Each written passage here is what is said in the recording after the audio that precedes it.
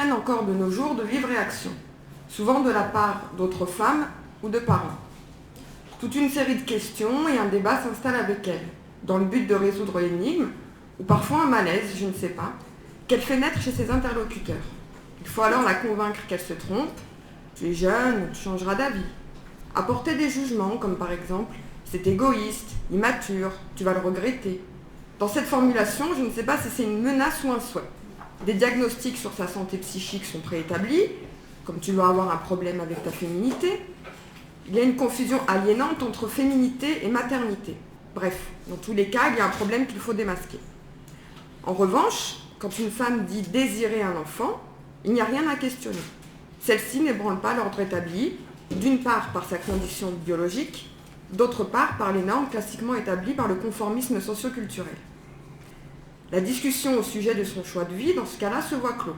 Cela ne nécessite pas de questionnement particulier, puisque l'interlocuteur, par un effet miroir, s'y retrouve. Donc, tout va bien. Il n'y a là rien à démasquer, et pourtant. Il est intéressant de constater que le désir individuel d'une femme, concernant son identité maternelle, se voit assujetti à certaines injonctions, ou même pressions dans certains cas, pour dicter ce que devrait être son désir, de le nommer normal ou anormal, pour certains de symptomatique ou non. On ne peut assujettir aucun être vivant en considération de sa biologie ou de toute autre considération.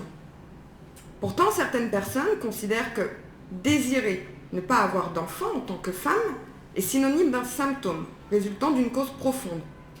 Est-ce à dire que désirer un enfant ne peut pas être considéré comme un symptôme résultant d'une cause profonde à prendre avec la même considération? C'est pourquoi, compte tenu du thème du festival Bal et Masques, je me suis intéressée à ce que pouvait masquer un désir d'enfant et tenter de montrer que désirer un enfant n'est pas le but ultime de la femme. Le féminin existe, même sans enfanter biologiquement parlant. Bien que ce soit un événement ordinaire et banalisé, surtout par les émotions telles la joie et le bonheur que cet événement devrait apporter dans la vie d'une femme, il n'en reste pas moins un événement unique, vécu par chaque femme dans la singularité de son être, de son histoire de vie personnelle et transgénérationnelle. Donc c'est pourquoi que je tiens à préciser que je ne fais pas de généralité sur le sujet. Dans un premier temps, il est important de distinguer le désir de grossesse, c'est-à-dire le désir d'être enceinte, du désir d'avoir un enfant. Étymologiquement, enceinte vient du latin incita, qui signifie entourer d'une ceinture. C'est un terme relatif à une clôture, à la fortification d'un lieu qui entoure et limite celui-ci. Dans la grossesse, c'est littéralement le cas. La femme enceinte se voit entourée par sa ceinture abdominale, qui prend du volume, tout en alourdissant son corps et en diminuant sa mobilité. Ce qui implique de limiter le lieu qu'est son corps dans l'insertion du monde. Elle se tourne de moins en moins vers le monde extérieur, pour se tourner de plus en plus vers son monde intérieur, autrement dit vers elle-même. Ce repli sur soi est provoqué par la physiologie, la transformation du schéma corporel, c'est-à-dire plus de perception des sensations internes, d'aise ou de malaise, puis favorisé par la présence d'un autre, encore soi. Ce sont ces éléments qui développent l'introversion et le narcissisme.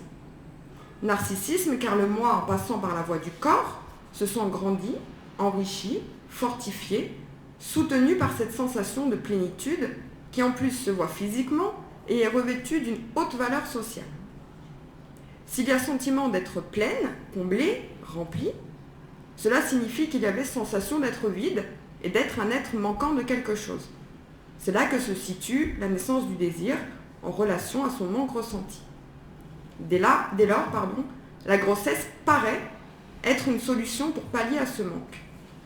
Ce manque est satisfait momentanément dans son imaginaire et est symbolisé par la présence d'un autre en soi. Mais finalement, ce n'est qu'illusion éphémère, puisqu'il ne s'agit pas là d'un autre, mais bien d'elle-même qu'il s'agit, dans le sens où cet autre lui sert de surface de projection pour son propre moi. C'est-à-dire qu'elle ne vit l'autre qu'avec la dimension de son propre moi et de ses fantasmes. Ainsi, bien que deux, ils ne font qu'un. Elle aime cet être futur de façon imaginaire, comme le double d'elle-même, parée de toutes les qualités idéalisées. La femme a pris à ses propres yeux, avec cette « en plus », une valeur qu'elle n'avait pas auparavant. Dès lors, l'enjeu narcissique prend la forme symbolique d'un « enjeu », J-E, mettre à l'intérieur de soi un objet compensatoire qui servira à fortifier son enceinte intérieure, puis, quand l'enfant sera là par une extension d'elle-même, il fortifiera son enceinte extérieure. Il donnera de la consistance à sa vie, c'est-à-dire penser et penser, une réparation de soi-même par ce biais. Réparation d'un deuil, d'un destin, de la solitude, toute autre réparation possible. L'enfant à naître devient alors le symptôme du manque de la mère. Il devient son soutien comme l'objet de son désir et non forcément sujet de son désir. Et c'est là que ça se complique. Dans ce cas-là, l'enfant devient le masque protecteur de la mère, une béquille psychique qui comble une faille narcissique du moi. Le dévouement qu'elle lui accorde donne à cette dernière le sentiment de sa nécessité absolue. C'est pourquoi, chez certaines femmes, il y aura comme une addiction à être enceinte, afin d'avoir un enfant à s'occuper pour ne plus avoir à ressentir le vide du manque. C'est comme si le cheminement inconscient avait été détourné vers une quête symbolique d'un objet fantasmé, un Graal, jamais satisfait par aucune naissance. Et si la quête du fameux Graal était tout simplement la quête d'elle-même qu'il fallait trouver. Ainsi, bien souvent, la grossesse et l'enfant à venir permettent de faire l'économie d'un travail psychique sur soi, par le fait de procréer plutôt que de se créer. Mais aucun autre ne pourra combler un manque de soi. Pour certaines, il s'agirait en quelque sorte de parler d'une fuite dans la grossesse et dans la maternité, sans pour autant avoir désiré un enfant, mais avoir eu besoin d'un enfant, comme un objet, un masque derrière lequel se dissimuler ou s'oublier. Donner de la vie là où peut-être celle-ci ne donnait sens. Un enfant, pour en être enceinte, avec les fantasmes inconscients qui l'accompagnent, non pas pour un enfant réel. Un enfant qui permettra de jouer le rôle de mère, soit en identification à sa propre mère, soit en contre-identification à sa mère. Un enfant dans l'illusion de défier sa propre mort par l'extension du moi. Un enfant pour déculpabiliser et s'affranchir de sa potentielle dette de vie. Un enfant pour le statut social et éthique qu'il donne à la femme. Mais quand l'enfant paraît, l'illusion disparaît et donne parfois lieu à une rencontre teintée d'inquiétante étrangeté. Il n'est plus imaginé, il prend corps dans le monde extérieur et devient un être réel. Le principe de réalité prend le pas. L'enfant réel a des exigences propres et ne se calque pas au désir convoité par le fantasme.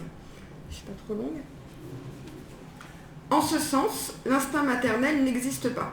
Ce n'est qu'une production du psychisme sur la base de l'instinct de survie. L'amour maternel n'est pas inné, il se construit ou non, comme pour n'importe quel autre amour, sur les bases d'un attachement mutuel, d'un retour narcissique et de l'ambivalence amour-haine. Si la mère ne se retrouve pas dans une satisfaction narcissique à l'objet, censé la combler, ou quand l'objet devient sujet autonome non conforme au moi de la mère, à ses attentes, la relation sera probablement difficile, pour elle et l'enfant. Car ce qui soutenait le moi pour faire face à une sorte d'amputation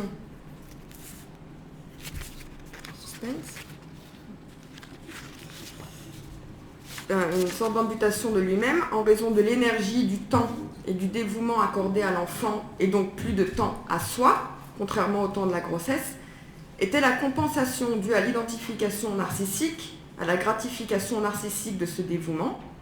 Dès lors, une rancœur peut naître envers l'enfant qui sera consciemment ou inconsciemment tenu responsable des frustrations de la mère. Tout désir vient d'un manque inconscient qu'il s'agira de combler. Dès lors, le désir d'une femme peut prendre de multiples variables en fonction des représentations qu'a tout un chacune, libre de ses choix, libre de se créer avec sa propre recette.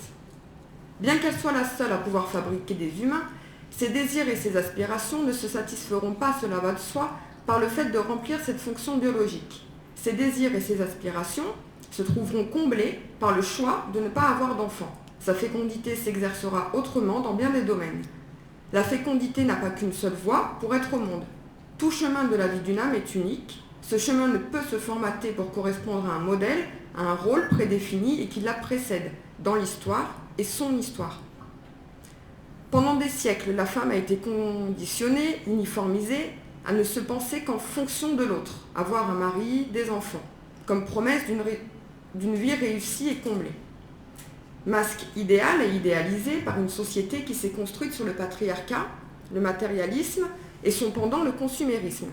Et oui, si faire des enfants n'est pas forcément un gage de bonheur pour la femme, il l'est forcément pour la consommation et fait le bonheur de l'économie d'un pays.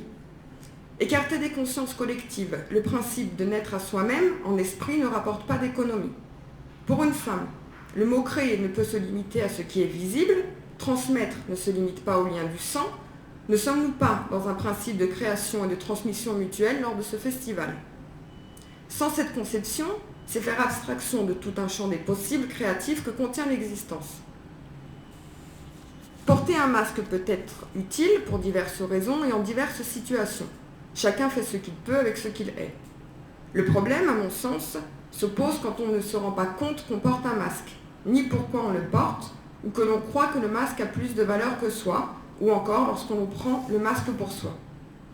La réussite pour une femme ne se conditionne pas seulement à faire un enfant. Réussir pour un homme ou une femme à être soi, je pense que c'est là que se situe la réussite. En ce sens, cette réussite est singulière et propre à chacun. Voilà.